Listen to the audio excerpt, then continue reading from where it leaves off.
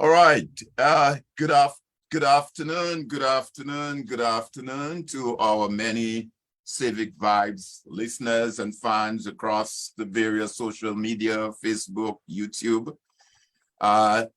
Your host today is Alvin Thomas, and co-host with me today is Anthony Drago. And today we're going to have a very interesting conversation and look at the whole youth engagement in what one might say socio-political, economic development of our country back home in Dominica. And to do that and to have that conversation, we have with us one of our two guests. We have Dr. Civic Wallace, Dominican. How should I say it? A real Dominican, put it this way. And she will be sharing some of her views with us. And we are expected to have a young man by the name of Godson Joseph that should be joining us.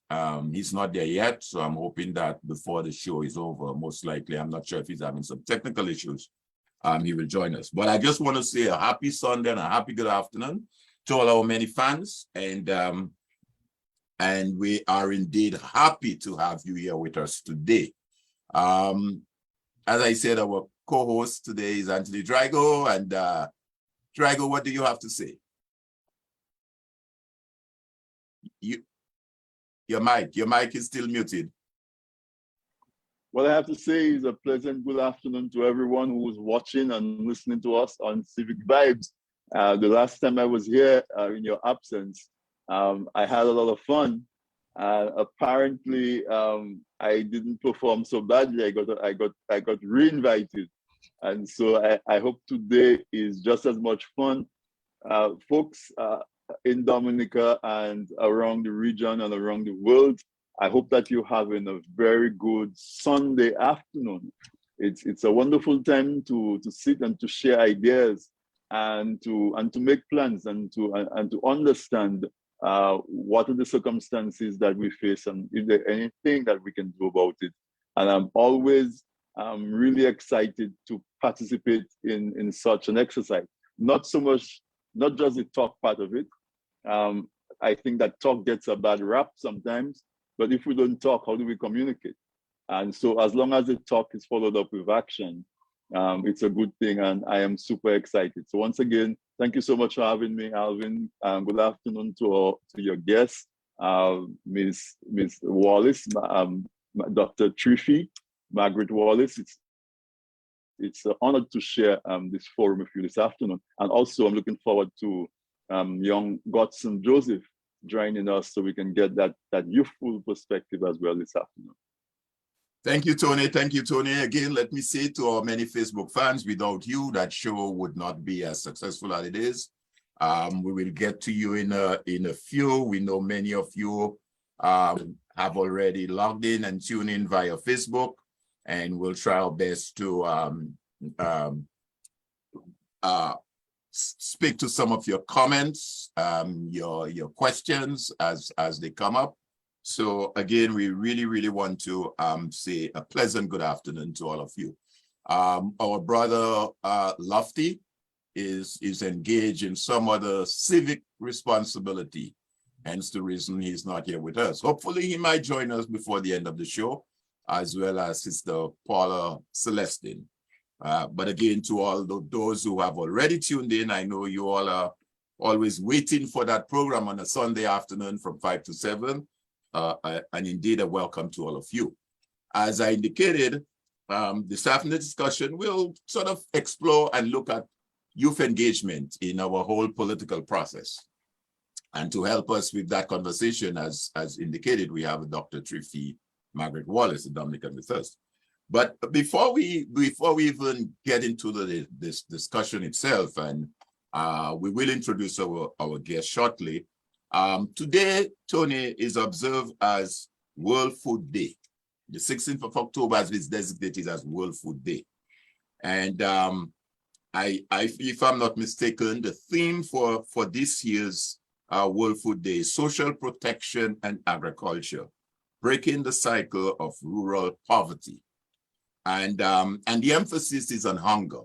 How do we stem this evil, if one might call it that, of hunger among particularly children and adults?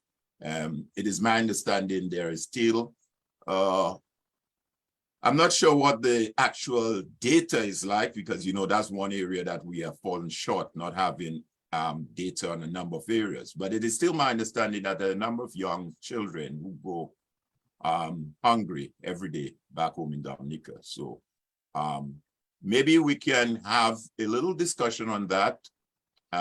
Obviously, Dr. Traffy will share her perspective on that as well. And maybe we could just, the start of the show, we could just discuss that. What does hunger look like as we observe World Food Day today? Before I get you to come in on that, Tony, I would like just to say a pleasant good afternoon to all the many farmers who are a significant part of what we are discussing as it relates to World Food Day. They are the ones who produce the foods that we eat. As we say, it's from farm to market to table. So we want to say good afternoon to all the many farmers who may be tuning in with us this afternoon, as well as all the other persons who are involved in the whole question of food sustainability, food security, the dietitians, the nutritionists, the people involved in school feeding programs, all of those who ensure that someone has a meal on a daily basis. I want to say a pleasant good afternoon to all those folks. Tony, what's your take on World Food Day today? So, Alvin, I think it's so appropriate that we're talking about young people and their involvement on World Food Day, because I think there is a direct correlation to the conversation when we think that Dominica at this stage is no longer considered to be food secure. And what do I mean by that is Dominica imports a large percentage of its food. And we know that we have one main port through which most of the cargo comes. And so therefore, that makes us food insecure. If there's a storm, if there's something that prevents ships from coming in, because we depend so much on importation of food, we cannot say that we're food secure. Alvin, I'll give you a quick story. When I was in grammar school, I was in grammar school between 1978 and 1983, 84. The FAO, the Food and Agriculture Organization, used to have a theme. And you know what that theme was? Food for all by the year 2000. I don't know if you remember that. The theme was food for all by the year 2000. Yes, exactly. I remember that, yes. We are 22 years beyond that. And you know what else? They used to have an essay competition every year for World Food Day. And while I was at grammar school, I participated in that essay competition.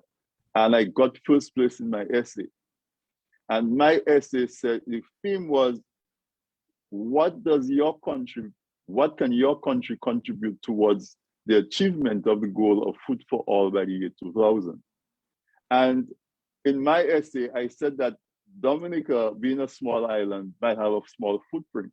And therefore, as a country, they should look to be self-sufficient.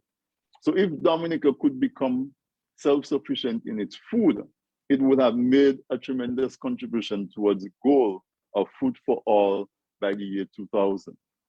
Never did I imagine that we would be having this conversation more than 22 years later, and we're still talking about food insecurity in Dominica.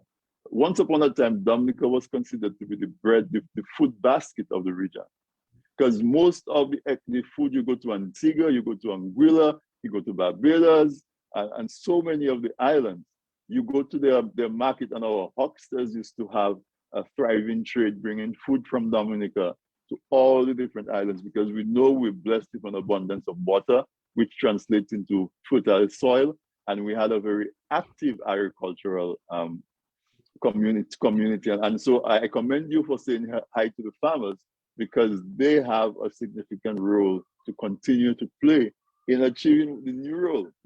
I'm going to paraphrase it, but it's really the eradication of hunger especially among our young people. So Alvin, those are my initial thoughts. It's a discomfort with the fact that we cannot define Dominica as being food secure. Thank you, Tony. Thank you for that brief introduction as it relates to World Food Day and food security.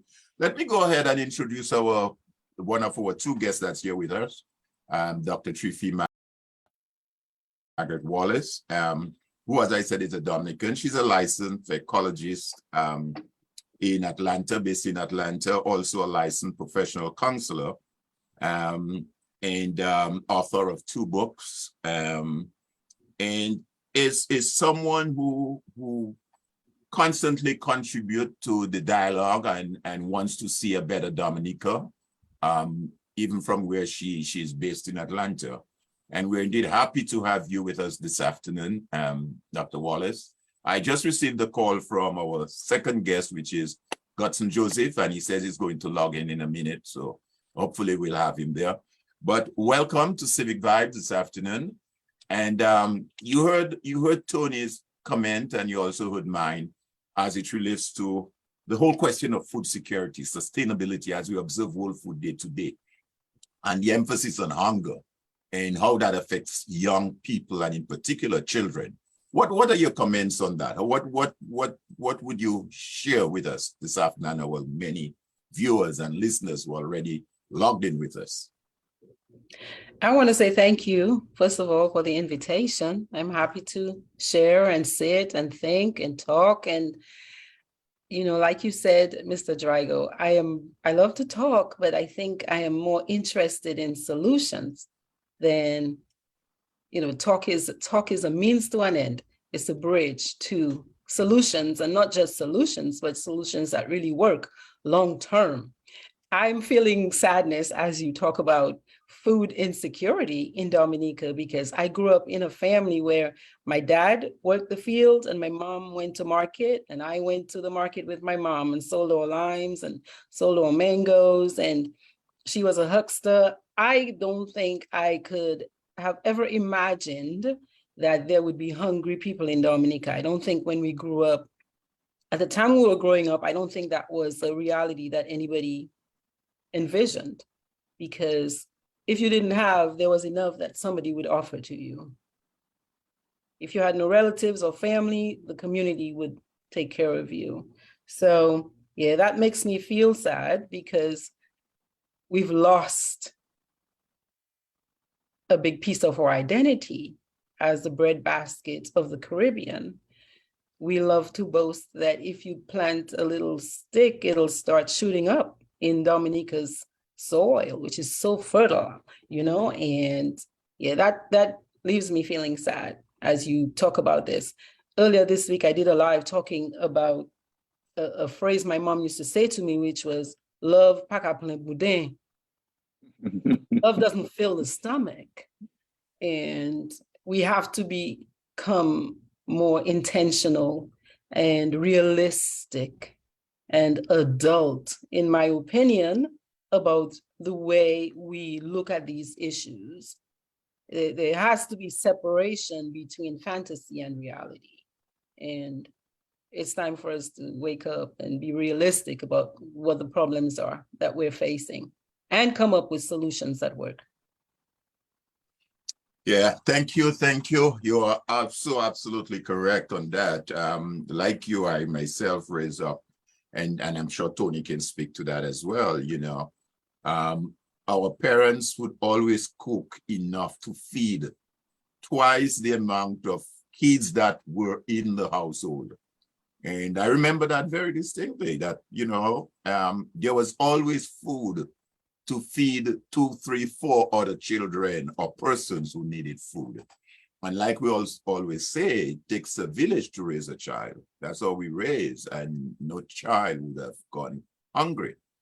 And I think what is even more telling, as I said in my earlier comments, is the fact that we are also in an era with all the technology that we have, with the progress we have made as a country, regionally, internationally, that there isn't any data on some of those issues. no data to go by to help drive policy. But we can see it when you walk around. I just this past week had a conversation with Pastor Jack Latham in Dominica, who is engaged with an organization called Open Arms, where they're out there doing work with the elderly, with the homeless, with folks who are hungry. And I mean, when you listen to the stories that he shared with us, live stories that he himself can see with his two eyes, it is so frightening.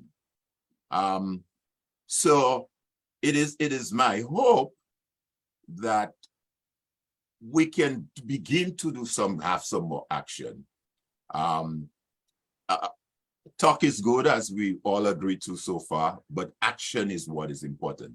Let me just pause and say a good afternoon to our second guest, Mr. Godson Joseph. Do I have that correct, Godson?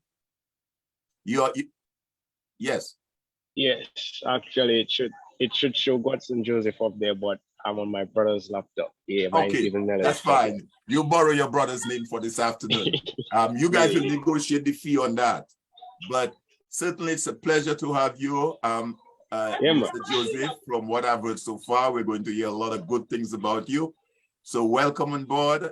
We're just into the discussion. We're discussing the whole question today, as you know, is designated as World Food Day by the United Nations, and the theme for today is to eradicate hunger, as it affects children as well as adults, and that's what we are just discussing now. So you come in at a very appropriate time. So I'm going to allow you to, as I understand it, you are a young entrepreneur. I don't want to disclose too much of you just yet, but I understand you're a 19-year-old young entrepreneur and doing some wonders in the area of furniture. So I'm going to allow you to just do a brief intro, and if you would like to just speak on the question of World Food Day, what you understand it to be, and hunger in Dominica, is it a myth or is it for real? So at this stage, I hand over to you, Godson. Well, based on what you all know, young 19-year-old entrepreneur in the world of epoxy furnitures for quite some time now, a few months. I think it's like 10 months. Yeah, so was basically not aiming for that road, but you know, things change as you go along, so things do happen. I was expected to be a pilot, like all now, so I should have been in some aircraft somewhere, who knows, but things do happen. So I started the business in March. Yeah, I had my first table sold in somewhere around June, and as of now we speak, I am restocking for a few more orders. So about World Food Day, I would say that yes, hunger in Dominica is a real thing. It is not present in the people's face because, you know, people are good at hiding things, especially in Dominica here. So I would definitely say it's possible. And there's a lot that can be done in order to, you know, let this come to an end.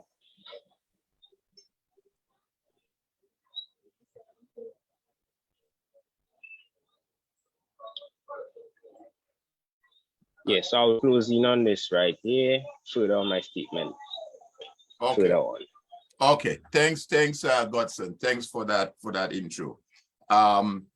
Let me as we try to segue into our main discussion. Before I do that, though, it would be remiss of me if I did not make a few comments. As we know, we are in the heat of our independence celebration.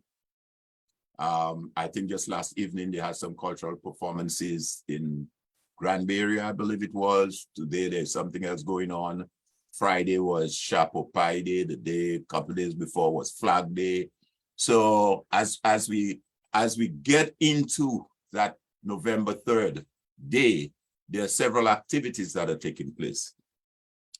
And we are observing 44 years of independence, 6 years shy of that 50 years, half a century. And I think even while we are into the celebration, we do need to have some reflections. Where would we like to see ourselves? 6 years from now, as I said, it will be 50 years as a young nation.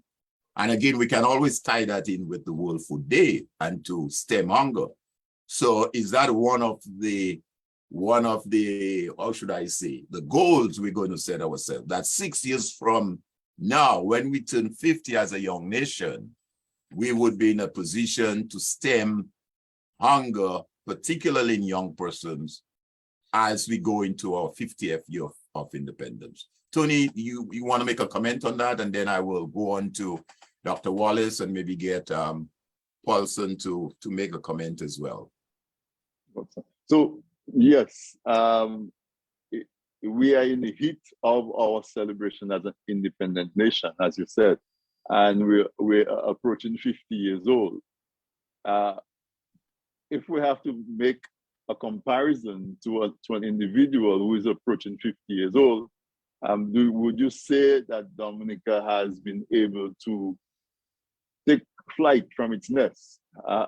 Has the country been able to get off the starting blocks and it's on its way? With challenges, yes, but can we say that the country is on its way to establish itself as a nation, a country that has the ability to take care of itself and its people? So we know we sit in a path of hurricanes. Are we sure that we are putting resources together so that if we get hit by a hurricane, we can respond quickly and recover quickly and minimize the suffering of our people? We just spoke about food security. Can we feed our people?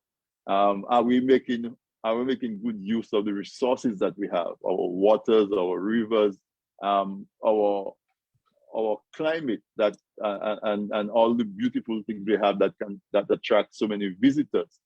So those are the questions that we have to ask. But I'll be deeper than that, though. We see people waving their flag on Flag Day. We see people wearing what is considered to be Dominican wear. So the question is, what is a Dominican? Who is a Dominican? Is it somebody who wears madras in the time of October to November? Is it somebody who has a flag hanging from their mirror when they drive around on their registration plate? What is a Dominican? When I say I'm a Dominican, what exactly does that mean? What about being a Dominican makes me proud to have that as part of my identity? How do we then take all of the aspirations of the country, all of the resources of the country? How do we marshal all of those items together and then present it to somebody? So when somebody says, "Where are you from?" You say, "I am Dominican." Where is that? Oh, you don't know that place? It's called the Cinderella of the Caribbean. It's also called the Nature Island. It's also called the Water Island. You know, we're a small country. We have maybe 70,000 people, but do you know we supply water to 7 countries around us? Do you know that we export food to the 6 countries around us? Do you know that we get devastated by a hurricane almost every 20 years, but still our people thrive because we have put things in place to protect them during the storm and to help them recover? Do you know that we have a second language? More than that, because I had the Kalinago people on my show before and they're reviving their language. And then we have another dialect in Marigot. Do you know that we speak 4 languages in Dominica and it's been preserved? Do you know that we have the original folks who occupied the region that the Caribbean is named after, and they survived in Dominica? Do you know that we have a proud heritage of Negmawan, that our people had this fighting spirit? Are we really packaging that and introducing it to our young people so that a young person growing up can know what it means when you say that I am Dominican and I am proud to be Dominican? And that is what we have to look at. Because if you're not proud of your identity, we see what happened to us as Black people. for a long time, they made us feel ashamed of anything that was Black or anything that was associated with Africa. And therefore, we tend to try, for a long time, we had put it in the back and was aspiring to a different culture. So we have to make sure that that doesn't happen to us as a nation, that every single person who says that they are Dominican, when somebody asks them, who are you? They can say, I am Dominican, and they can rattle off 3, 4, 5, 6 items that they're so proud of, that Dominica is part of their identity. And I think that is what we have to start to think about as we celebrate Independence Day and we parade our culture and our heritage and our music and our food. Let it go a little deeper than that, where we weave it into our identity. And then we can really see progress in those aspects. Thanks, Tony. It looked like, I hope the powers that be are listening, so maybe they might engage you as part of the promotion, the promoter of Dominica, prepare their promotional spiel for them. Alvin, they might not want to do that, you know, because if your house not in order, you're not going to invite people to come to your house. So if I'll be more than happy, but they have to show that they're actually doing the preparation, not to make me shame when people come. I know, because they're listening. You know, our Civic Vibe program is a program that's been transmitted far and wide, from what I last checked. So they're listening. Dr. Triffy, what's your take on that? 44 years of independence. They said never ask a woman her age, but it's 44 years out of whatever age you have right now. What's your take on independence as a Dominican? Okay, so age-wise, I was 8 when we became independent. So I'll leave the math to you. I'll tell you what I long for. You know, you asked what do you envision for the next 6 years? 6 years have passed. What do we want to be looking back at and see that we've attained, we've accomplished? You know, what was the movement between 2022 and 2028? I hear and I feel a longing for self-esteem and identity and independence as Dominica people. I think we are struggling in those areas. And Tony, you just talked about it. You know, who am I as a Dominican? What does that really mean? Because if I know who I really am, there are many things I will say no to, and many things I will say yes to, if that's what I'm using as my measuring stick. If I am convinced that Dominica, we are really independent, then me as a citizen, I'm going to be pushing and pushing and pushing the people I represent, you know, or I ask to represent me from among my group. And when I don't get those things, I'm going to be able to have the language to say, I appreciate what you're doing, but I need more, or I need something different.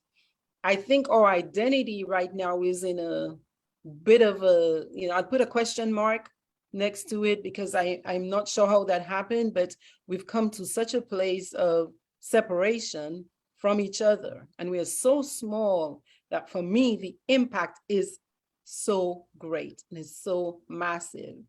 And so as we're trying to pull together, you know, and move forward together, how can we move forward together really and properly and using all of our resources if only half or a certain percentage of the population is being encouraged to participate? And I say that because from a lot of what I'm hearing, a huge swath of our population is being shut out of the growth process, because that's what it is. If I cannot start my business and feel like I'm safe to carry my business, I'm safe to speak on a radio station and express my thoughts as an independent citizen for fear of whatever comes at me, then what are we doing? What are we saying about progress and growth for the whole country? We have a lot of challenges just as a country. You know, hurricanes, every year we get in a cool one. We're always having to rebuild. So we need everybody involved. How can we, as small as we are, make do on a half or 40, 45% of the population. Like, what kind of math is that? Like, how can that really work? Think about all of the resources, like the human capital, resources, ideas, creativity, like Godson right here, right? Like this young man right there who, yeah, I started down one track and life presented these opportunities for me. And I was like, yes, let me do this instead. You know, how do you aggregate all of the natural resources, which is not just water, but is primarily the human being who has the creativity and the talent and the education and the skills to use the water, to use the wood to make the furniture, to grow the crops, you know, to start the business so that the country can flourish, From where I'm sitting, except if we, the people, don't, like, you know, just kind of wash our face, you know. You understand? Like, just wash your face. Old people used to tell you, "Dem away yourself. Get up your first pee, wash your face." All you know about them things? Yeah. Of course. Yeah. So, you know, I started really nice and professional, but I get a little I know, man. I get a little I know. energized. It agitates us once we know what it is and see where, yeah. So frustrating. The passion, yeah. And, you know, and you see how different it can be and how it ought to be. Yep. You know, it's full of, it's a very painful, internal experience. I know. I can identify with exactly the emotions and the passion and what you're saying. And Dr. Triffy, I mean, we've all been there and are still there. But let me go to the youngster on the panel here this afternoon to tell us old folks how he views things. I mean, he wasn't born anywhere close yet when we gained independence, and he's come into this world as a Dominican, born in Dominica, I would hope, and tell us, Godson, what's your take? 19-year-old, independent, 44 years. What you said you wanted to be a pilot, and that didn't work, and then you overcome the hurdles, and you're doing something different now, which is excellent. I must commend you for excellent. Yes. So tell us, what's your take? How do you, as a young person? Well, I'm a person. I when I set goals, I set them in a very short space of time, because I'm a person. I normally get late on things. As of now, we could say that I came into the meeting late. It's something in me that I've been trying to beat up. So when I set goals, I set them in a short space of time so I could get at them more aggressively to, you know, ensure that I accomplish them. And in reference to our 44 years of independence, I would say that I'm disappointed. We should have been somewhere comparable to our neighboring countries. And every day I keep telling people that we have basically everything here it takes to become the spotlight in the Caribbean. So I would say that instead of using our resources to, you know, build our country and put ourselves on the map to give our people the ability to develop themselves, because Dominica is an island where development in the country is possible, and not only sending our young people out there to get the knowledge that they need, and then they come back here and then they kind of get a job. Because every single day I wake up, trust me, I see a new business opportunity, but then I look at it and I say, will the people be able to afford the expenses that will come to them? Will it be a project that will send me bankrupt a few times before I can hold on to the rod? You know, these things come to mind because, you know, Dominica is not a fast country at all. I mean, your salaries are late. everything falls back into the line of business. Because if I do a work for our brother here, Mr. Alvin, and his salary is late, that means he can't pay me on time. So I have to wait. And then when I wait, the business gets a wait. So I can't restock on time. And then it takes the whole of running the business at a slower pace than you expected. So I would say that, yes, we are a country, we are alive, but then I would say that we are not where we're supposed to be. In the age of technology, where everything is basically run by a machine and run by the internet, I think we should have been somewhere more than where we are. I mean, in 44 years, you can do a lot. 44 years is basically the age where, you know, kids who were back then aiming to be millionaires, billionaires, those kids at 44, determined to their dream, would basically be at retirement. So I say that, you know, I've been following a lot of millionaires and listening to what they say, and it makes sense. And I put it into reference as to Dominica. You would change your car tire. I don't know how much you drive, but you would change your car tire. And it's only because your car tire cannot keep up with what it has to do anymore. The grips have run out. The grips have been burnt out. So you change your car tires. And I'm not deliberately saying that we need to change who we are. We are a good country. We just need to change the style of which we lead.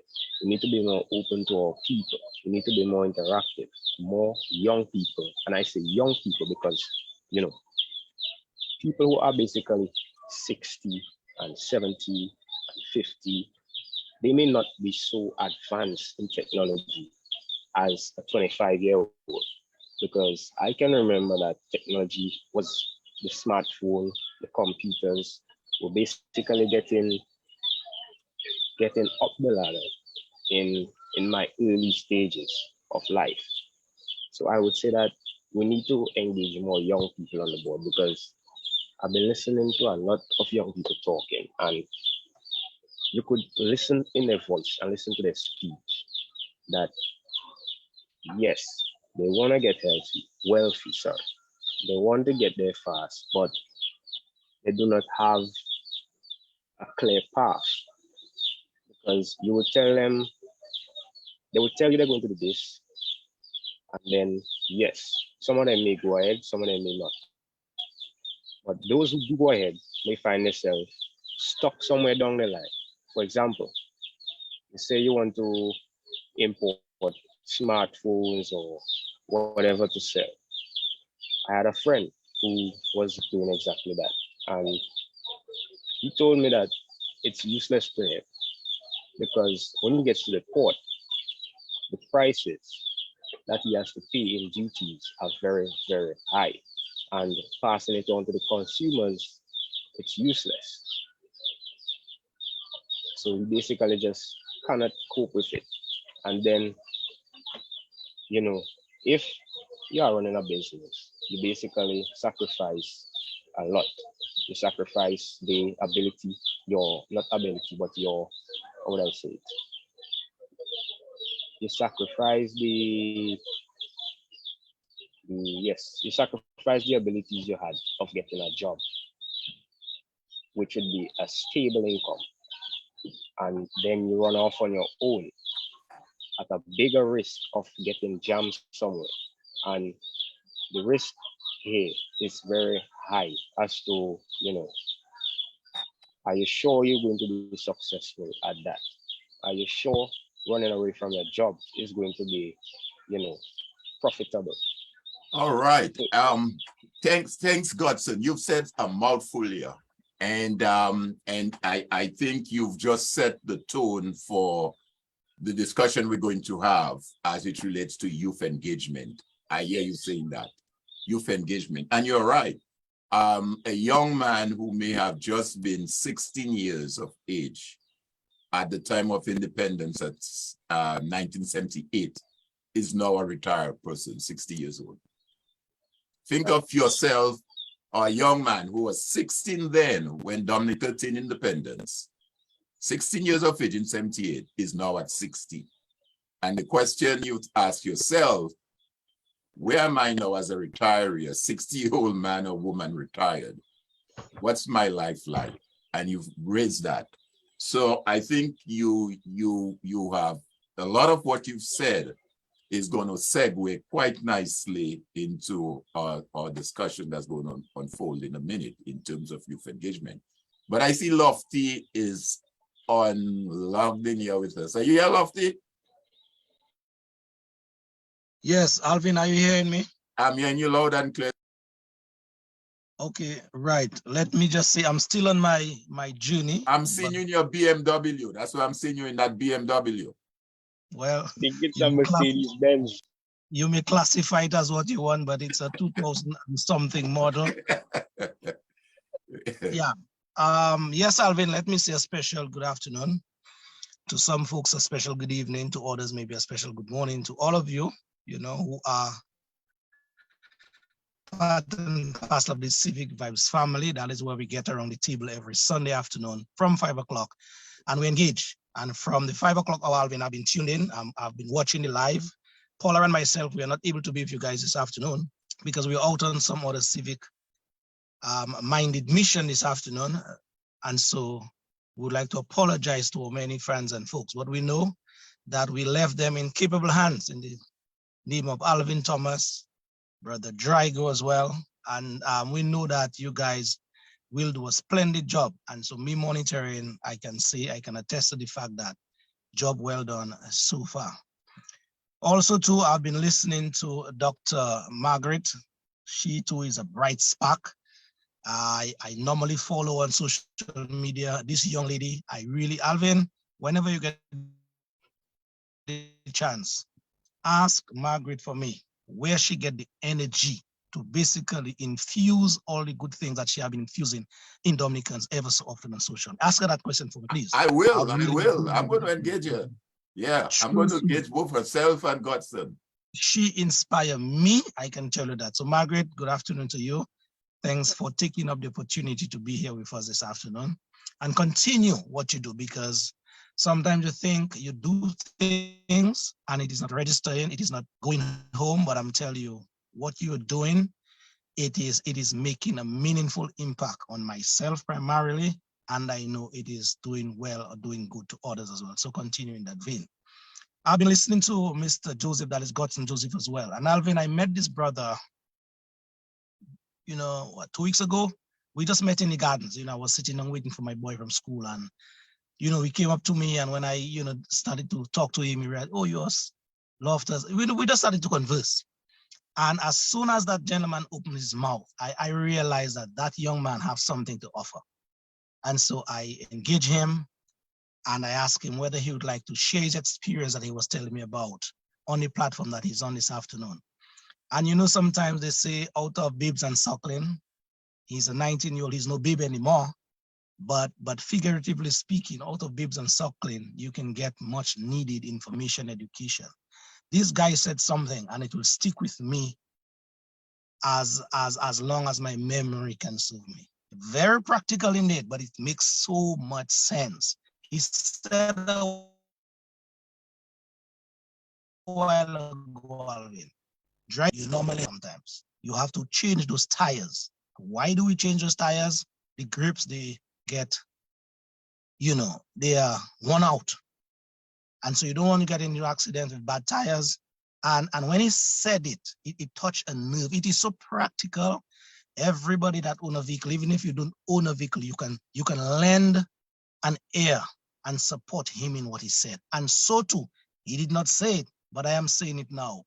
The discussion that we're having this afternoon, Alvin and folks, it is the retiring, as it were, or it is the changing of the guards at the helm of the country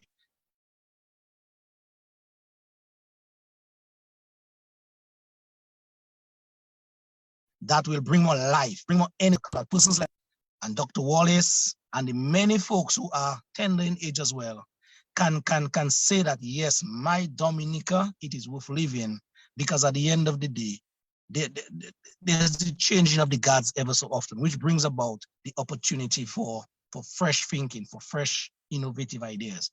And so, Alvin, I would not be taking much more of you guys' time, but I'll be retiring now, and I'll be looking at the live. But I just find it to be a very interesting discussion, and I just found sort of obligated to come on and just make my presence be felt and say, guys, you're doing a very good job so far. So continue. Thank you, Lofty. Thank you as always for your comments. Very profound comments, I must say. We too want to thank you for the work you're doing on the ground, because Tony's somewhere in New York, I believe. I'm in Atlanta. Triffy is in Atlanta, and sometimes, you know, we tell ourselves, boy, can I be home? Should I be home? You know, that kind of thing. But as they say, the world is a community now. Borders have been dropped down, and therefore our contribution can also be meaningful. So we want to thank you for the work you're doing on the ground as well. And thanks for the comments that you've made. But yes, you're absolutely right. I mean, I'm just listening to this young man for the last, 10, 15 minutes there. And I mean, this dude is deep, I mean, yeah. I don't even know now how to proceed with the discussion, because I mean, and clearly we're going to have to bring him back on for sure. I mean, and I hope you understand, he's just scratched the surface. Yeah. And as well as Dr. Triffy, as you see, has been there doing her thing. We all doing our thing, but certainly this is the kind of engagement we would like to have. And you know, Lofty, how passionate I am about young people, their involvement and the engagement. I recall my young days when I started off in my late 19s, early 20s, man. You might say I mean, I want to use the word very cautiously, but I was a radical, I was a radical. I make no bones about it. And so I'm really looking forward to the conversation with him. So Lofty, thanks again. Yes, Lofty. All right, so Alvin, I'm going to sign up from the live link now, but I'll be following the discussion. Thank you very much. Okay, excellent, bro. Take care. All the best. All right. Okay. So we are heading just now into our little break. I think on the 6 o'clock hour, we've had quite a very good, interesting discussion so far. And I think what from where Godson ended, I think that's going to segue us quite nicely into our main discussion. Because I heard he said, young people need to be more engaged. I heard him saying that. We need to listen to young people a little more. I heard Dr. Triffy saying that pushing the people who are to represent us when they don't do the things that they're supposed to do. So I hear accountability, I hear transparency, I hear governance, I hear all those things coming through. And I guess we have just come out of a pandemic where we see the influence and the impact of social media and young people engagement. And maybe we can begin to speak about that, how we get young people engaged. Tony, what do you think? What's your take on that? How do we get young persons engaged and start the conversation, take charge of the conversation if need be as well, and especially, as Godson has just said, using the social media. It's no longer just the internet and a smartphone. It's TikTok, it's Snapchat. I mean, I can keep track of them myself. I have a 13-year-old grandson, and this guy, sometimes when I'm lost in some technological thing, I call him. I say, come help grandpa with this thing. And he just takes the phone away from me and he say, Papa, look. I say, okay, slow down, bro, slow down. So what's your take, Tony? I see you trying, Godson, say those of us in our 50s and 40s, we're not that savvy with the technology, and you're trying to And I've prove that, just confirmed. I've just confirmed. But Alvin, listening to Godson speak, and I say hi to him and to tell him it's a pleasure to share the forum with him. It's amazing that this man is 19 years old, and I want when he comes back on to speak to say if he had spent time outside of Dominica, because usually people with that type of clarity of thought usually have experienced some kind of interaction in a different environment from where they were, and that opens up their mind, because he seems to be a young man who is very astute. He has a very good business savvy. He's talking about his business, and he talks about the concept of business velocity, that if he doesn't get paid on time, it slows down his business. That is MBA theory. Your velocity of your business is going to affect your ability to scale up and so on. And so I know he said that his initial aspiration was to be a pilot. And of course, that is where his passion is. I would encourage him to go there, but I would also encourage him to pursue business. Get a bachelor's in business administration and go on to an MBA, because he seemed to have a very natural knack for business, just listening to him for the last 5-10 minutes. And Alvin Loftus discovered him 2 weeks ago, just being in the botanical gardens. How many more Godsons are out there in Dominica? How many more of those young folks that have so much to share, and it's boiling and it's ready to simmer, and they're just not getting the opportunity to do that? How many of those young people, at least he was able to get an opportunity to channel his energy and his creativity into a different business, while he's not able to pursue his dream of a pilot? Well, how many other young people have similar aspiration, but also don't have the opportunity?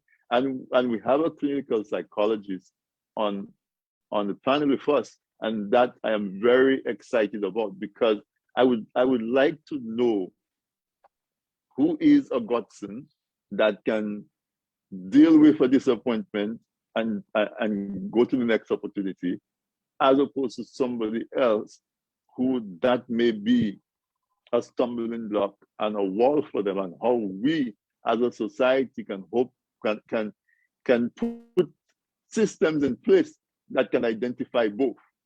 Identify the person who can persevere and grab opportunities, but also identify the folks who may be discouraged. And in their discouragement, they may turn into folks who are not contributing to their full potential in the society, whose contribution might actually be in a negative direction. And then we say there's crime, and we say that all they want to do is to have zero. But sometimes those young folks, that is how they express themselves based on their disappointment. So I'm really looking forward to the discussion that we are in the middle of as we go into the second hour, and to look at, get from a professional. I know those are deep questions and deep issues, so on an hour we might just be able to scratch the surface, but I think that those are the conversations that we absolutely need to have, and to bring young people into the circle. Congratulations to Loftus for recognizing that and doing this with this young man. We need to be looking for more of such examples. Bring them into the fold. Let them know that they're welcome.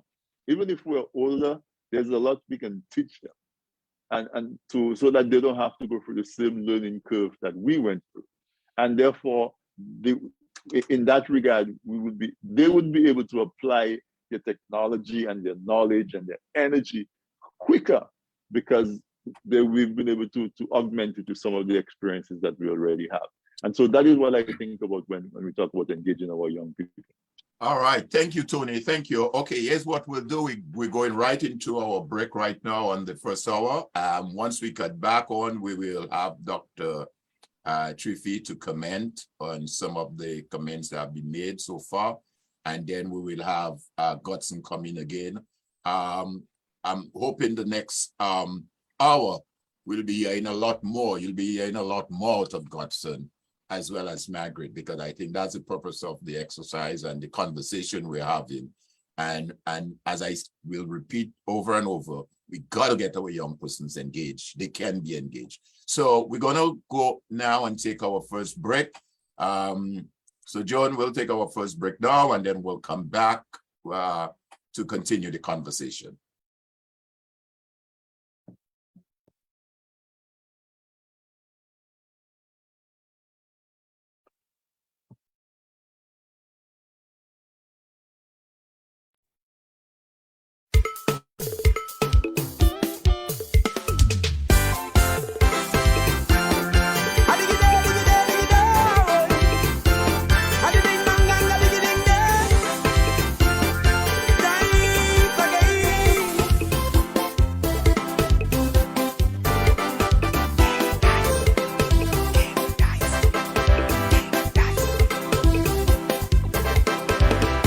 My heart is heavy, my soul not free. I feel this every day. Maybe I'm just guilty. Dominica has become this way, where our people are standing on political mischief and division. And politicians control citizens, hearts and soul, before God, before land, before church, before family and country. Here, Dominica, my true confession is what I didn't do.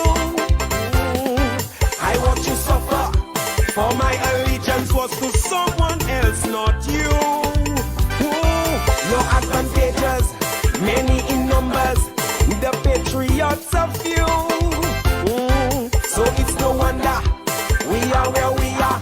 We did not stand with you. Now we are best in poverty, fruits of our misplaced loyalty. Now we must turn back to country, each and everybody, beginning with me.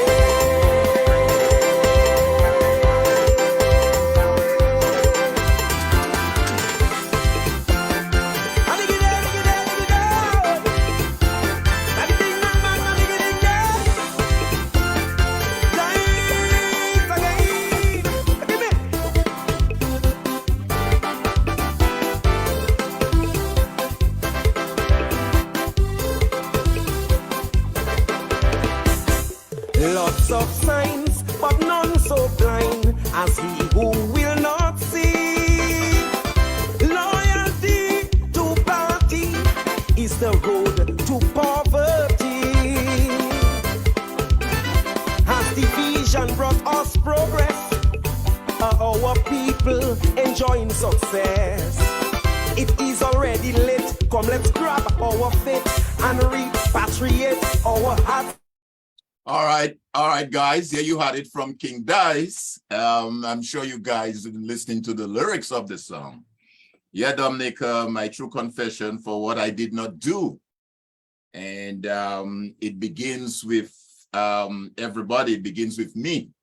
When you listen to the lyrics of that song, it clearly speaks to what we are saying there now. It begins with each and every one of us, and in particular, our young people. So, Dr. Triffy, I'm going to get you now to come in the conversation. You've heard this young man. I'm sure you're blown away by what you've heard so far. I can see that expression on your face. I'm reading through the chat on as we go along, and man, I'm having so much reaction there. I'm trying to see how I can respond to some of them. I have Joan doing some of that as well in the back for us, the back office. But they're making some huge demand for you, Mr. Joseph. They're saying we need to get this young man back. So I'm just letting you know that as of now, you've just started You've just started something. I'm not even sure you realize what you've started. So to you, Dr. Triffi, tell us what are your thoughts so far and what you've heard so far and what your thinking is. So as an entrepreneur, you know what hit me right away was his understanding, was your understanding, Godson, that if I'm going to become a millionaire, I cannot be working a government job. I cannot be working for somebody else, you know, I got to do it myself. You see, it's the entrepreneurs, yeah, the self-employed, the people who use their energy, let me tell you, and go, go, go, go, go, even if you're the only one going, even if you're the only one up at 4 o'clock in the morning where everybody else is asleep because they got to go back and do their 9 to 5. You understand that's how I grow and make my money. If anybody can tell me that they've seen more millionaires who work for other people, I would love to hear it. But this is what he's telling you. And I admire your energy. This is the time in a man's life where he's most productive. Some of the best composers of music and some of the most famous men, and I'm talking about that for a reason, they created their best in that little span from like 19 to like 25, 28. You have masculine energy, testosterone, like just flooding the body. Masculine energy is that part of us energetically that we create from. We create from. So it's a go, go, go. I want to do. I want to build, build, build. And you are in your sweet spot. So you made me think now of your friend who he hits the wall. He hits the wall. He's got that energy too, but he comes upon the obstacle. What the society, what the government, what the systems in the country are supposed to be doing, you got the cushion, you got the mentorship, you got the training, you got the access to, you got an environment where it's not so oppressive to create business. Because again, if you can tell me that you see more millionaires working for a government than people who work for themselves, I would love to see it. So if we want to start growing in Dominica, we have to free business-minded people up. We have to free up young people with their ideas, like Godson here, to create that natural divine creativity that is just yours, mon cher, where you put your own spin on a thing that 20 other people might be doing. So he talks about these other ideas he has for business, but he's right. A partner was on on Facebook the other day saying, look, bro, that man paying me $4.50 an hour. How can I buy your products? I can't. I cannot afford it. So other things have to change. Other things have to change to support this growth that clearly we have the natural resources for. Clearly, even without an MBA, you know how to do this and you want to do this. You have the energy for it. So our young people need us to meet them where they are. Go find them because we are dying off, people. We're dying off. We're dying off. We're going. Okay? Enjoy the little see while you can. Okay? It's Alelugali. Huh? But you have, my dad likes to tell me, the young may die, but the old must. Okay? You have our young people here. We have to meet them where they are. This is a digital world right now. After COVID, forget about it. If we thought, we were not making that transition to a digital world, COVID changed all of that because many people realized there were so many things we didn't want to let go of doing physically. No, we do it digitally. And that's where the young people are. That's where the young people are. So why are we not seeing that? Why are we not seeing that and, capitalizing on that? We have to go where they are. We have to find them. Young people don't know all the rules and the wherefores and the how-tos. You need legacy transfer. You need information being poured into the young ones, like you were saying, Tony, where those who have learned the lessons already, you've learned the lessons already, and you can offer that to the young people. So they save time. They make more money faster, quicker. But you know, I think we might need some moral attention in Dominica. You know, when I say that, I mean, we might need to check ourselves a little bit more to see what is our resistance to training our younger people and providing mentorship, training, support, opportunities, real experiences, like an opportunities that are not, well, you don't have your finger on the scale. Let them go free with their creativity. Put the situation out there for them, give them, you know, the roadmap and the opportunities and access and the resources, and watch what they do. We are so tiny. We have fewer people in Dominica than many businesses do. We can do better. All right, thank you for that, Dr. Triffy. And you're so right. I mean, you made the point, meet them where they are. And Lofty shared with us how we ran into this young man. And I'm going to have him to come on now and share some of his experiences. And even at 19, he have experiences he can share, deep experiences too, from what I've gathered so far. And my question to him is, Godson, how do you, why do you think young persons are not engaged as they are? And how do you think we can get them more engaged in a number of things, in the politics that goes on? Because politics impacts one way or the other, whether your business live or survive.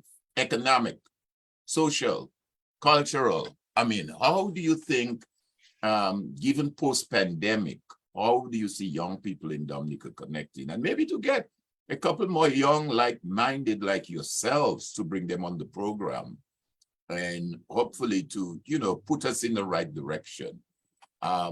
What do you think so far? And share with us your experience in that area. Well, growing up, socializing was not what it is now. For example, you know, my cousins, it was like the whole village with, you know, young boys. There were even a few young girls at times, you know. We did not have phones back then. So we would have, you know, carts, and we would go up the hill and we'd race come down. And that was the fun of it.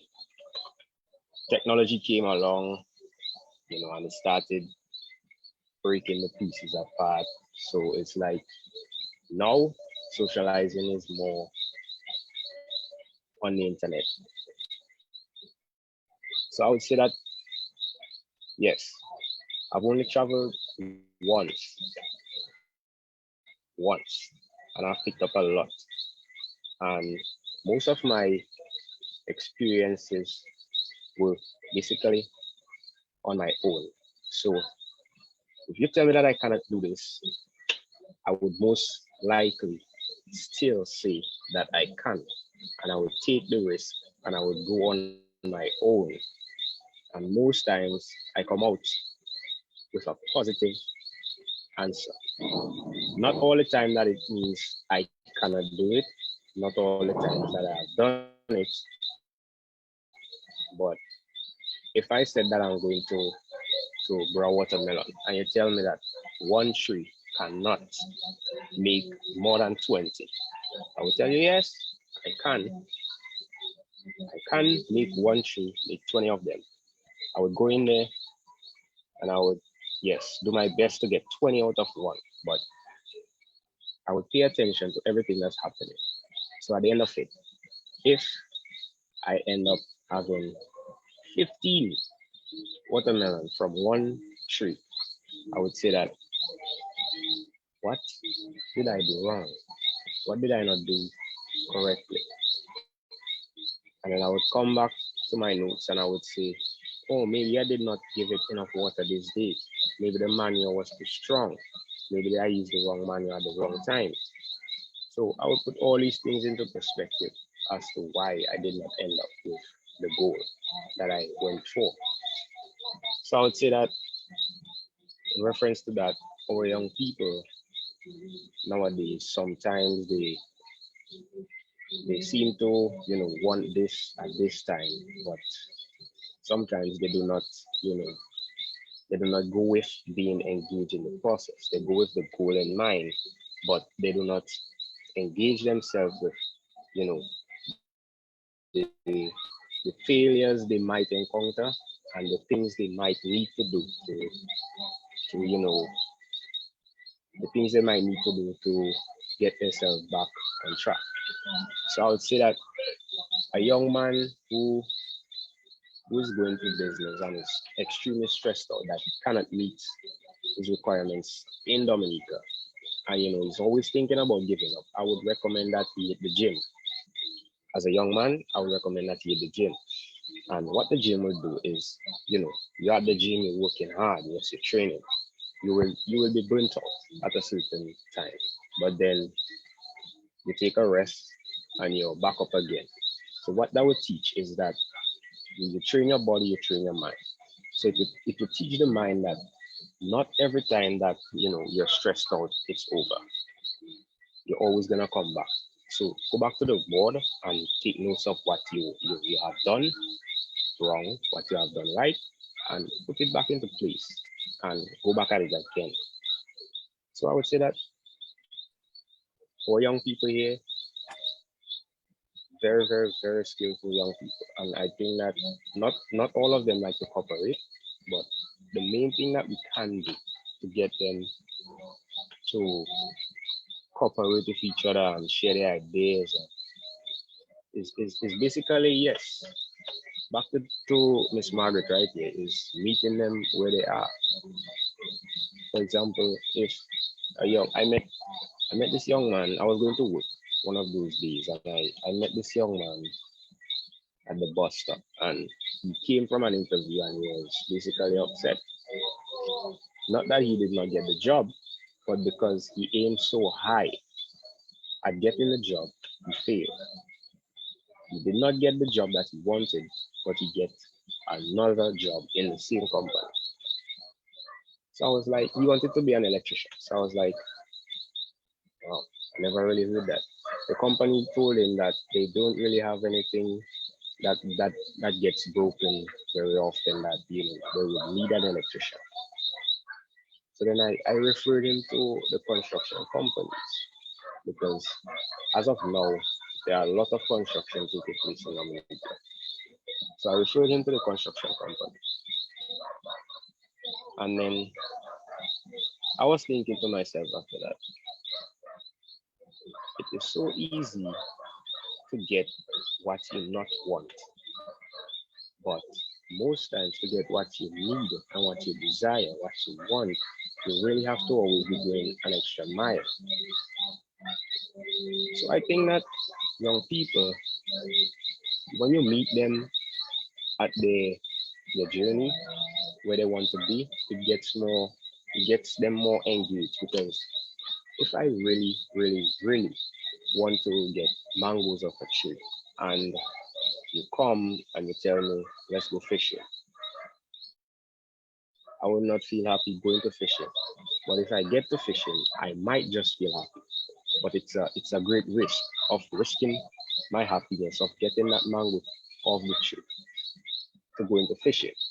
So it's like, if you come to them, you meet them at positivity, and you say, yes, okay, I see where you're going, and you guide them and you help them achieve what they have, it is going to get better for them and both you. So let me ask you, Godson. Let me ask you, because I'm going to challenge you now.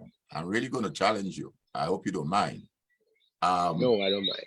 How do you see yourself? What role do you see for yourself, from what I've heard from you so far, in getting other young persons like yourselves to become engaged and to share, like you're doing, that experience with them? I mean, the old folks like myself here, like Tony said, we're here as a guide and to provide. But I think most of the times, too, sometimes we try to draw that plan for you guys without getting you young people engaged in formulating the plan. Yeah. So how do you see yourself? I mean, what role do you see yourself? How I mean, and let's take into account social media, the role and the impact of social media. What would you say on that? Then I will have Tony and of course, Dr. Triffy coming. And I also want you to tell us a little about your business. I would say, okay. Well, yeah, go ahead. I would say that my role currently is basically, as a young man, my role right now, my main role is basically to encourage the other young guys that not everything that does not work out for you will be a dead plan. So I'm basically going at everything that comes as an opportunity, and I try my best to get other folks along, come on and experience little things. I try to do it in a way that they will have the feeling for it, so they won't just come and be lazy, this that. So I try to do it in a way that it's something that's going to get them into it. I had a lot of friends back then, and right now I can barely count them on one hand, because I understand that as time goes by, the branches of a tree break off. Some stay on, because not every one of us wants to go that direction. Some of us want to go so, some of us want to go up, some of us want to go down. So I basically say that as of now, I'm not where I want to be as an influence for the young people. But I would say that I am gradually going up the ladder. And my aim is to be successful in business. And of course, go fly the airplanes, but also ensure that I'm a mentor to young people who wants to do great things, because without mentors you basically risk everything up on the day that you realize it gets harder every time.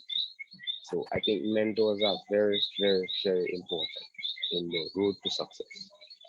All right, let me just read what I just received on the chat from one of our viewers with us. Very inspirational in his analysis and determination to never give up. Hopefully, he can get an opportunity to influence and encourage many young people who need that encouragement. I wish you the very best, young man. Keep on working to achieve your dreams. You will get there. That's just one of the many comments that is coming through. We have someone else, Veronica Pascal. A lot more of the young men and women out there, but Dominica does not encourage them to pursue their dream. There is no training opportunity. Clarity in Warrington writes, we need more like you, sir. Big up to you all. So a lot of positive reinforcement is coming through. Tony, what would you say based on what you've heard so far from Godson? Well, I say that there's always hope. Okay, even when it appears that it's a tough climb, there's always hope. Because all of a sudden you stumble on a gem like young Joseph here, and I'm not shying away from letting him know that as far as I'm concerned, he's a superstar. I listen to him speak, and he's wise well beyond the age of 19. And as I said before, Loftus just happened to be in the place where he was, and they struck up a conversation. That tells me that could be the tip of the iceberg, that there are other young people out there who are similarly minded. So you hear Godson said he had numerous friends. Now he only has a few, because some wanted to go left, some wanted to go right, some wanted to go up. And only those who share a similar vision with him, and he didn't say it in so many words, but those that share a similar vision with him are still walking with him.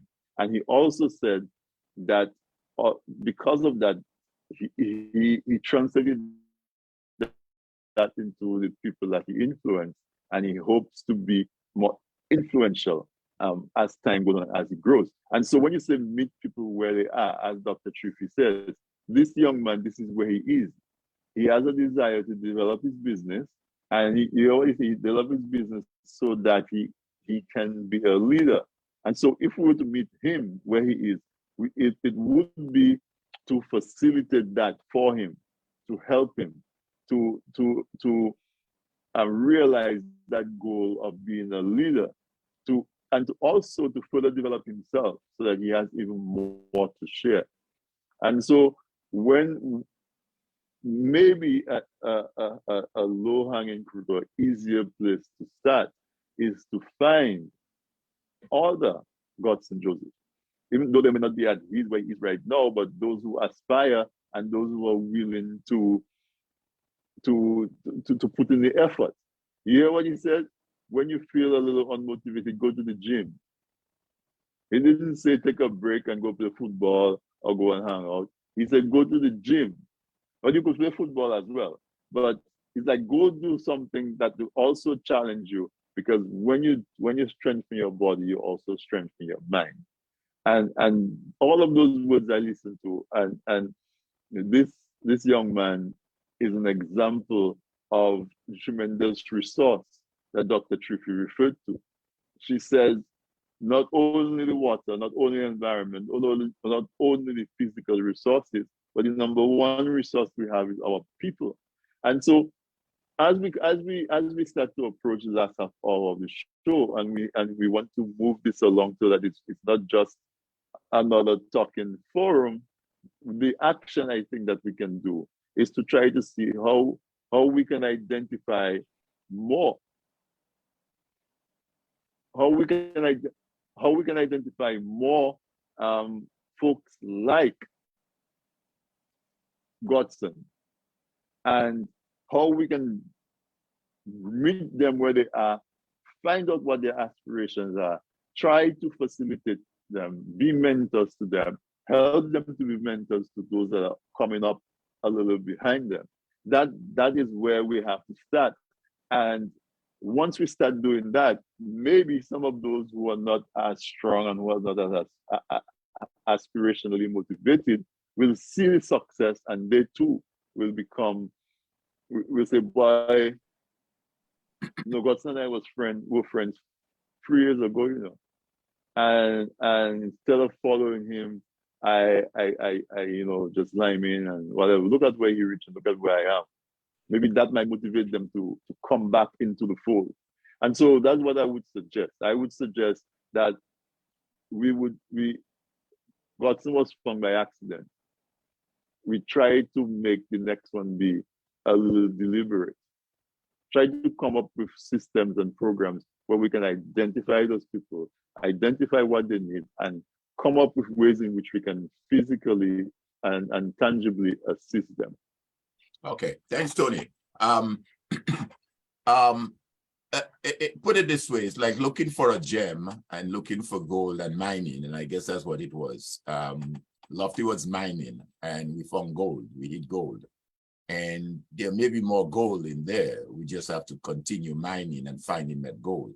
So Dr. Triffy, when we stumble on that gold, like the Godson, first of all, what would you share as to go find that gold? Meet them where they are. When you find that gold, how do you take that gold and use it to our maximum benefit? Okay, using that analogy. There are many young prospectors like Godson, right? Who out there looking for gold. He talked about his friend who actually was trying to mine for gold, and he hit what you call it, fool's gold, fake gold. But what you do is you incentivize people, give them a reason to explore these opportunities. Make it attractive. What's the incentive? Okay, we pull them up, we identify them. We actually even allow them to identify themselves. Yeah, competitions. Young people love competitions with rewards.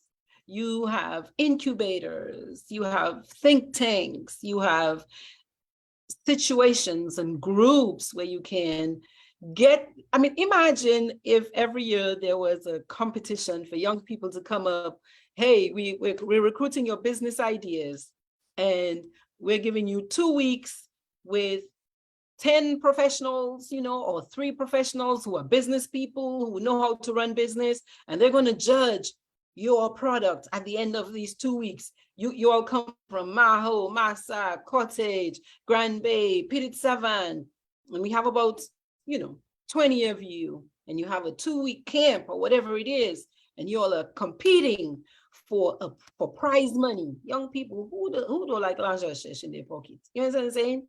Money. I mean, dopamine rush for the young people. That's what they're all after: excitement, passion, energy. They're competing against each other to win. And you, as the community, the country, you benefit from all of these little ideas that the young people have just percolating in their brains. And you also give them access to people who've done business for years and years, who can pour into them. And they have each other for peer support. You come and you do something that is so exciting for 2 weeks. You're going to make friends for life that you can partner up with in business together. One might not be able to do it, or one might be strong over there. One of my biggest lessons in business has been to learn to collaborate and to learn to let other people who can do better certain tasks do that, so I can focus on what I do well. But together we move forward better and faster than if I was the only one trying to do all of it together. I loved what you said. Oh, I feel as if you self-corrected as you thought about it, Godson. When Mr. Thomas said, how, he mentioned something about supporting other people, your peers and stuff, like being a role model or something like that. And you were like, yes. And then you were like, well, my primary aim is to make money, and that's my focus, to make my money, to succeed in business. It's an accidental gift if I choose to be a peer support. That's a high aspiration. That's great. But your main reason for being in business is to make money. The rest will come. Trust me, you'll have so many opportunities, to go speak here, go speak there, go to this school, go offer that, do this, do a library here, there, and everywhere. So I think we have to do a better job, us, the whomever is responsible for these things. And if civic-minded people find that whomever is responsible for those things is not doing it, civic-minded people can form organizations to do that, where you pull the young people out with all of these great ideas, give them an opportunity to come share it, but incentivize them. There's so many benefits to doing something like that. If you had that every year, imagine the number of ideas we're letting just go fall in the waste dump of imagination, which is what you need to conquer an island like Dominica. Not to conquer her, but to get the best out of a country like Dominica. With all of our challenges, we need all hands on deck. Blue, red, green, yellow, purple. Can't be just the green. You understand, that's getting access to resources and training and mentorship, because Dominica needs it. And we're so little, we need all of it. Thank you, Dr. Truffy. Thank you so much. Let me just plug in here for a minute, and just for the benefit of those listening on our panel. Myself, along with another Dominican here, Dr. Simon Matthew, we are involved in a discussion right now with the Eastern Caribbean Central Bank, the ECCB, through the Eastern Caribbean Security Exchange Commission. And they have just initiated what is called equity crowdfunding. That's a concept that is widely used in the US and North America and the UK. but it's a new concept for the region. And basically what it is, it's a way of providing capital to small, medium-sized businesses in the region. Because what they have discovered is that small businesses, like I guess the one that Godson is running, encounter certain challenges when they approach the local banks for assistance. And also you find venture capitalists in their pure form doesn't always want to fund small businesses. So they have come up with that concept called the equity crowdfunding. And basically what that is that a group of small individuals, so maybe a Tony, a Dr. Wallace, a Alvin, and a couple others could say, hey, here is this business in Dominica run by this young man, looks good, has prospect. And Dr. Tribute say, oh yeah, great, I can put $2,000 in there. Tony say, I can put a 2,000. Alvin put a 2,000. And over a period of maybe 10 different funders, you get 10,000 US dollars to help grow the business. As a matter of fact, tomorrow, both Dr. Seaman and myself are having some further discussion with officials of the ECCB in that regard. And it's something that I'm sure will be shared on that platform and several other social platforms in order to get, because the intention really too is to get the diaspora, folks in the diaspora to buy into that concept. And we know that there are a number of us in the diaspora who would like to help with the development and the support of small, medium-sized businesses in the region back home. So I'm just plugging that in, just to kind of say to Godson, there is some hope, there is something coming. It is still being developed, there's still discussions, because as I said, it's a new concept and people have to feel comfortable with it. There may be some risk involved, how to minimize those risks. But I think the concept in itself is a great concept. So I just wanted to plug that in. But having said that, Godson, I want you to tell us a little. You've given us all, you know, so far you've really taken us on that high. I mean, I wasn't expecting that when I decided to host that program. I'm sure Tony as well will say, wow, I didn't realize what I was getting into. So I want you to tell us a little about your business. You said you started, I think, earlier this year. Just tell us exactly what you're doing, maybe how the business is going, what are some of the challenges and successes. You know, just give us an idea as to what is it you engage in.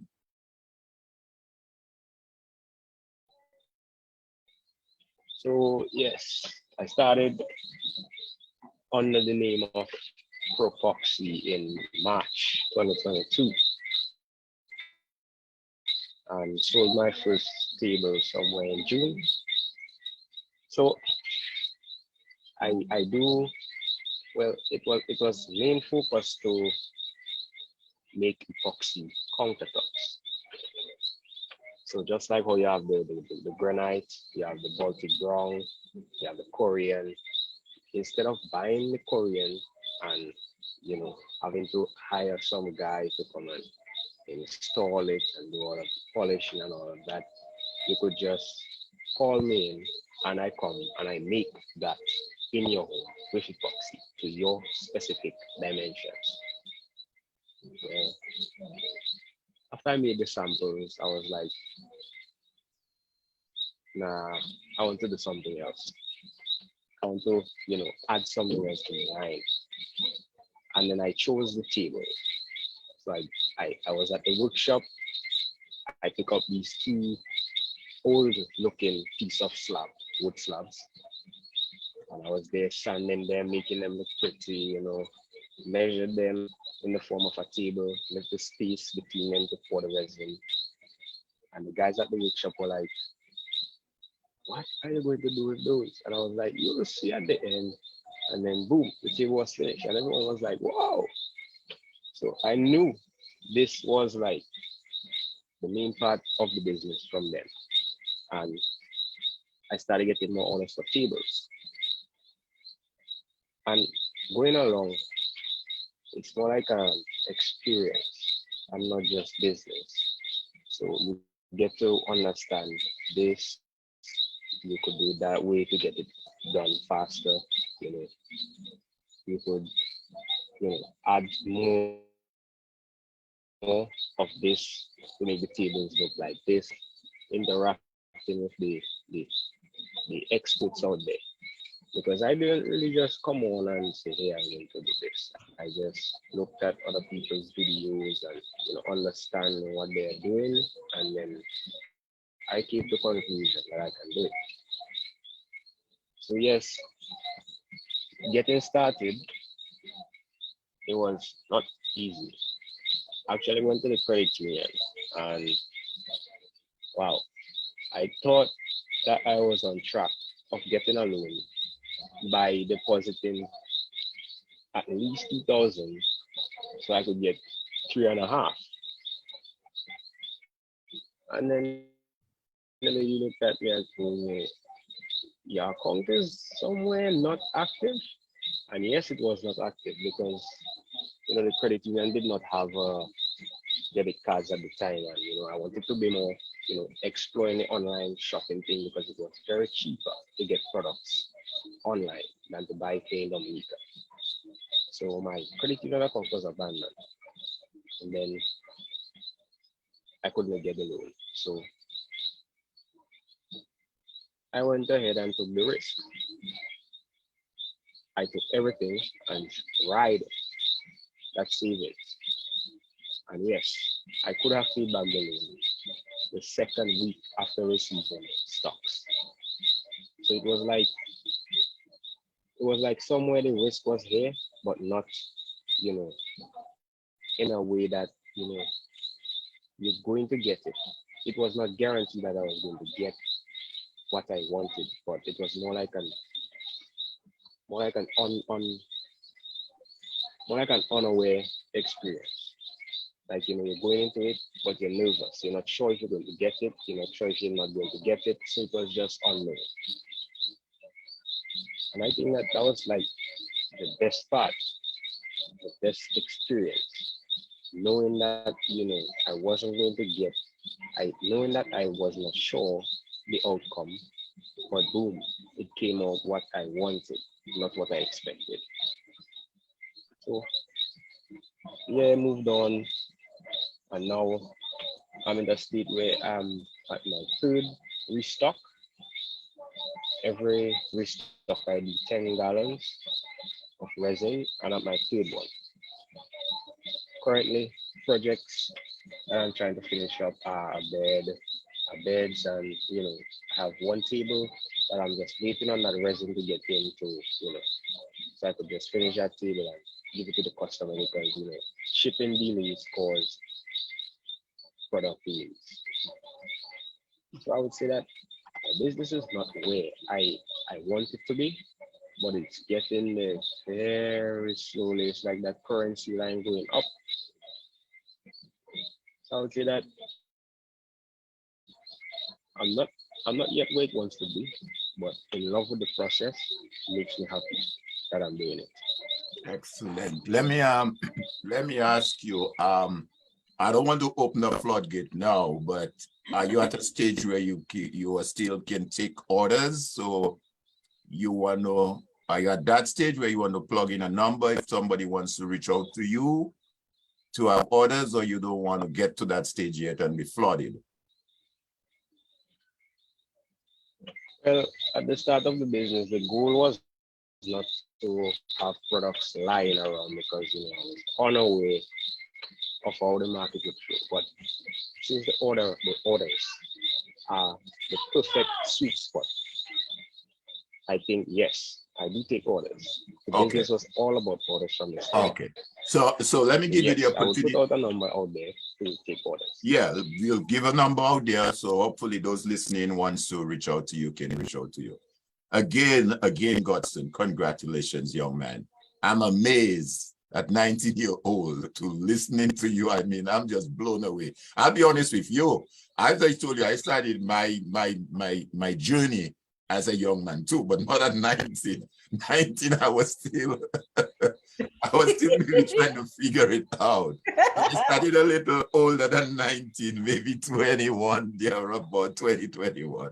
But I'm amazed, man. Congratulations, my friend. I mean, you don't know how much joy I have in my heart doing that program this afternoon. I'm so joyful and hopeful, and there are other gems out there in Dominica that can make that impact, change lives, and change the trajectory of where we are today. So young people can be engaged, they can get jobs. And if the folks that we elect to office do not want to do it, you have the power in your hand to change that. Okay, you're 19 and you can register to vote. And if we get as many as you to say, hey, we don't like what's going on, we're going to change things. You have the power to do that.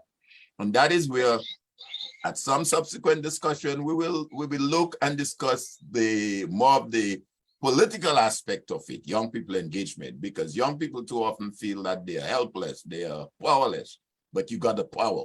That power to vote is also in your hands. And 40% or more, I don't have the exact stats there, is made up of young people, not just in Dominica, but in the region. And there is the last election that was held, 54.47% was the voter turnout. So it means there's a big portion of young people who say, you know what, I'm not even bothered to vote. This thing is a waste of time. I'm not into that. I'm not into politics. But you guys have the power. So let me have, we're quickly coming down to the hour, but that discussion is so interesting. Let me tell you, this is just part one. There's going to be part two. I'm not sure when yet. We'll have to coordinate with Lofty, but there's definitely need for a part two. I mean, we've just scratched the surface. So Tony, let me have you chime in there now, what you've heard so far from Godson and from Dr. Triffy. And then I will get back to Dr. Triffy, get some comments. That should put us almost close to the end. Then I will have Godson give a closing comment, and we'll bring it to a close. And as I said, hopefully we'll come back again. So go ahead, Tony. So Alvin, again, I come back to the fact that let's hear what Godson is saying. Let's admire him for the person that he is, but let's always keep in our mind, and let us assume that he is the tip of the iceberg, that there are numerous other young people in Dominica who are just waiting for an opportunity, who are striving. I mean, if we take our minds back to 2 years ago, in the middle of COVID, can you remember the number of young people who started business initiatives? Yep. Some of them are still ongoing. Yep. There's this young girl, I think she's JD or something from That's Mao. right. She has the hair product, and Mhm. she's winning regional awards. Yeah. You know, And there's a cassava man. All our lives, we pound cocoa, make cocoa bread, grate it, make cocoa tea. COVID hit, and we're making cocoa bombs. We have all kinds of different ways. We have instant cocoa tea. We have all kinds of stuff. So clearly, there's so much creativity, so much ambition, so much desire that is looking right there in Dominica, waiting for an opportunity. I listened to the young man say that he went to the credit union with $2,000 trying to get $3,500. I mean, can you imagine he couldn't get that?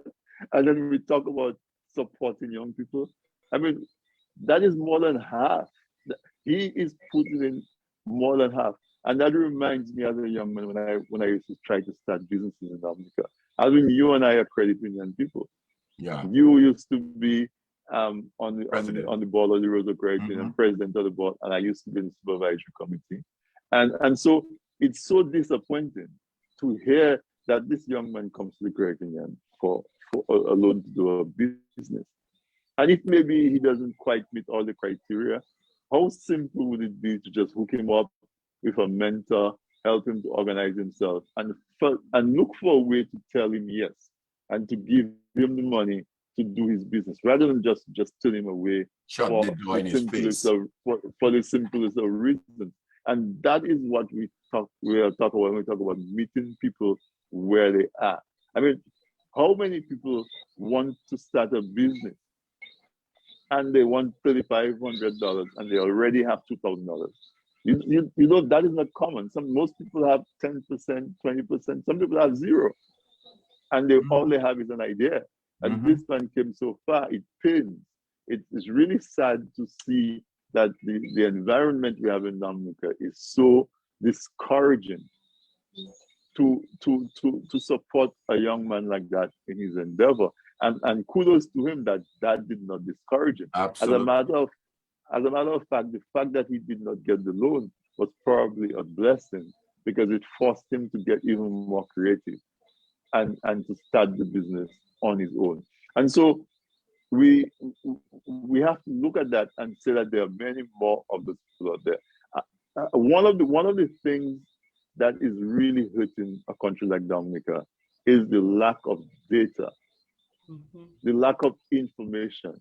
I mean, when you invited me to come on this program as a co-host, and we said it was World Food Day, I went and did a quick search for some data on our food. How much food do we import, and how much money we spend on food? You know, the numbers I got were from 2012. How do you run a country? And maybe they have data, so why wouldn't you share the data with the public, so that somebody like Godson, who has an ambition, will say, "What boy, look at the amount of poultry we're importing. There's an opportunity for me to make some local poultry and local eggs." You know, look boy, Dominica importing carrots. We have some land I can go buy carrots.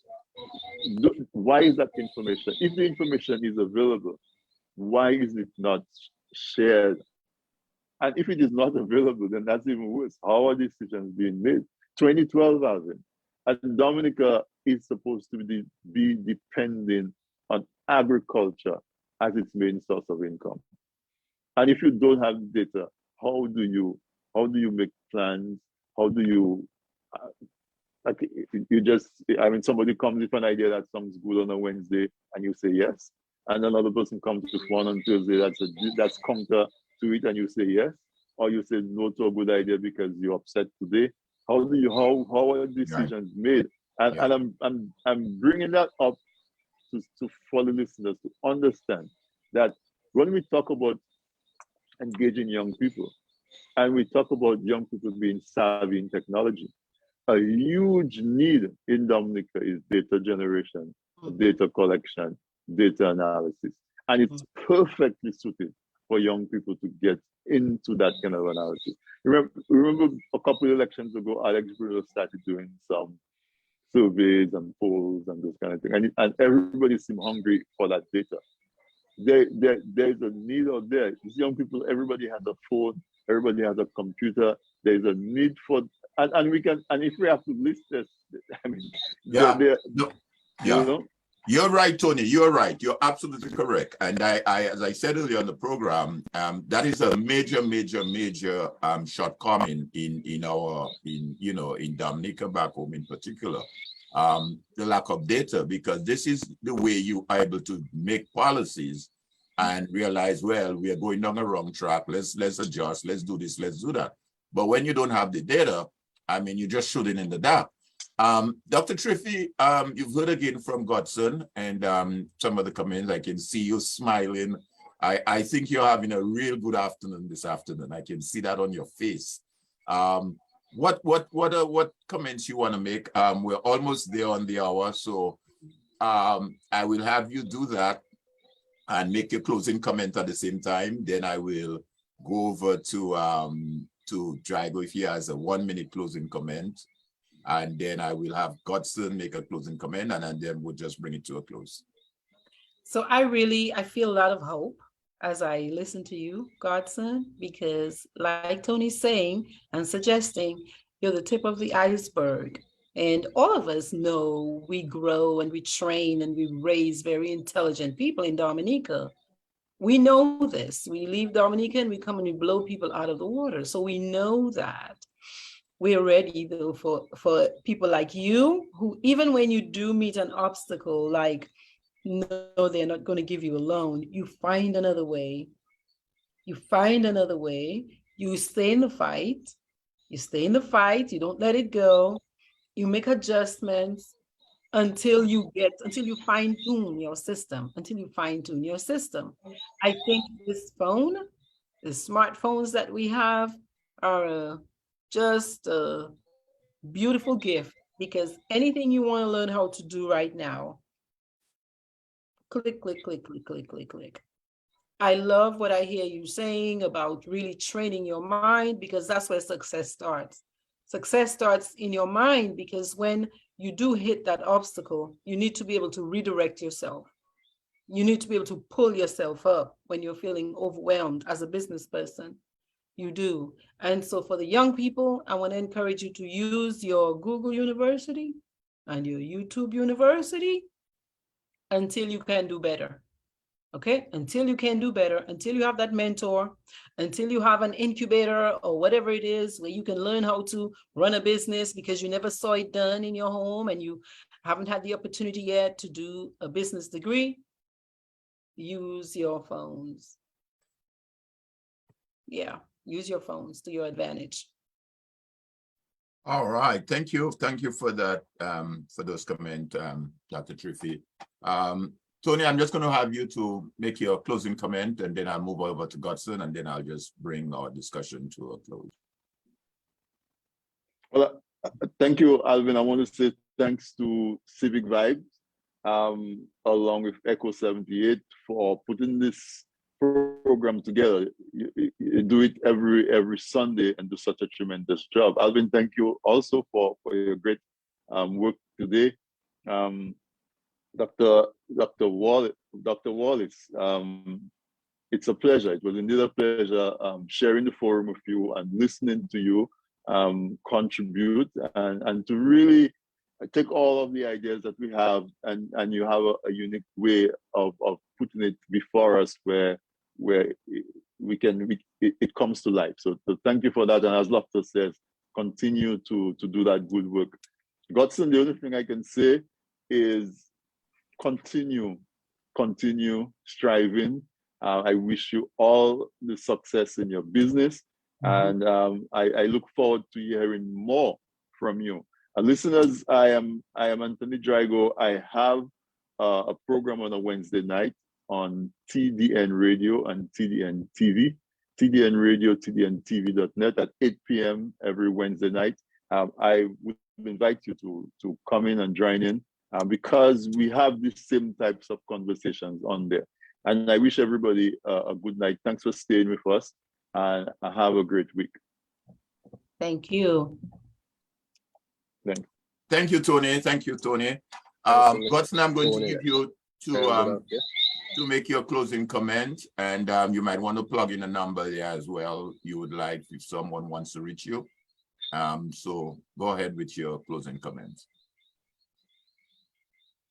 Well, anyone looking to reach out to me for business purposes, my primary phone number is we already know the country code, 295-8441. So that's 295-8441. You could reach me out on Facebook at Clacks Jr. Well, I think I changed it to Godson Joseph. Yes, at Godson Joseph. So both Instagram and Facebook at Godson Joseph.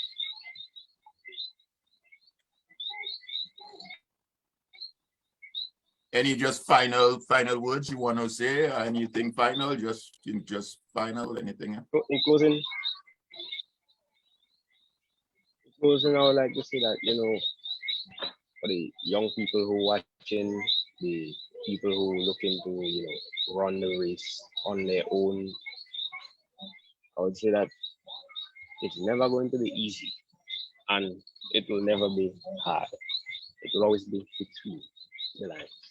So you basically have to just go with the idea, and not only just go with the idea, but pay attention to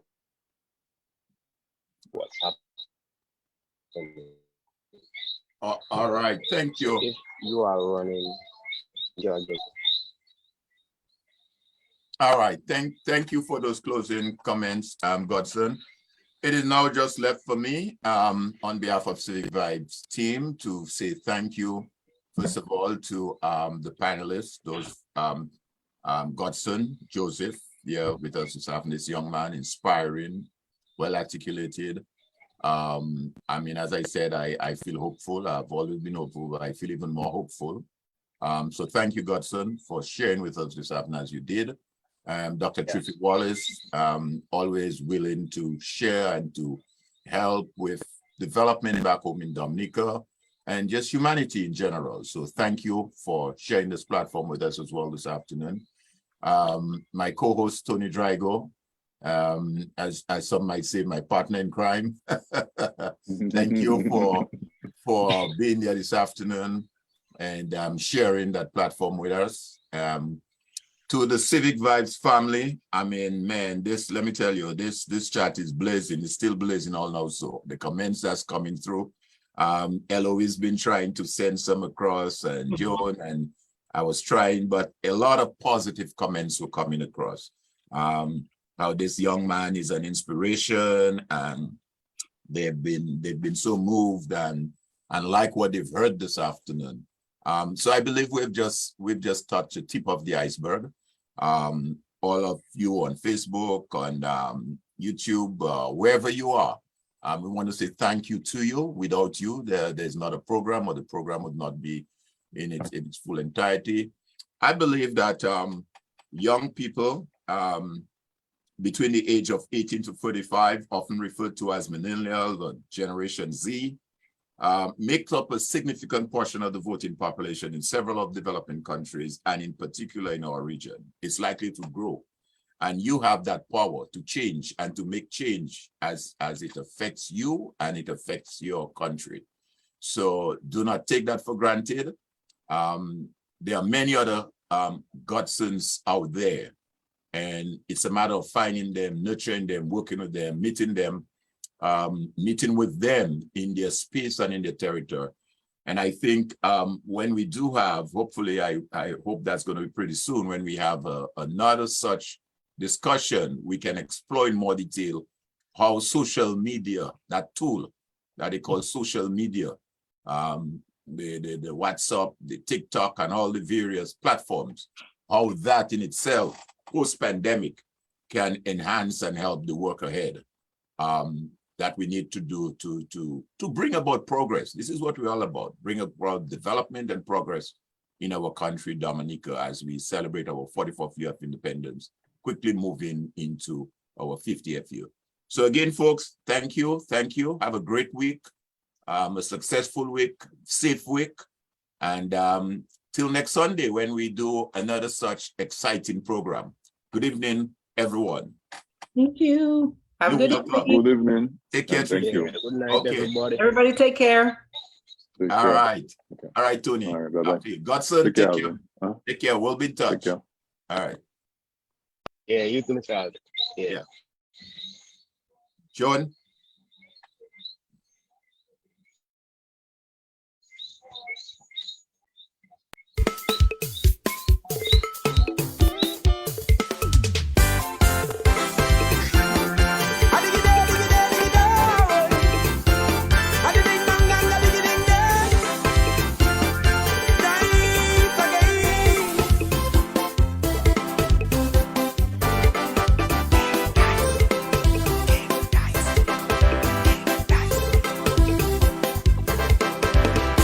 My heart is heavy, my soul not free. I feel this every day.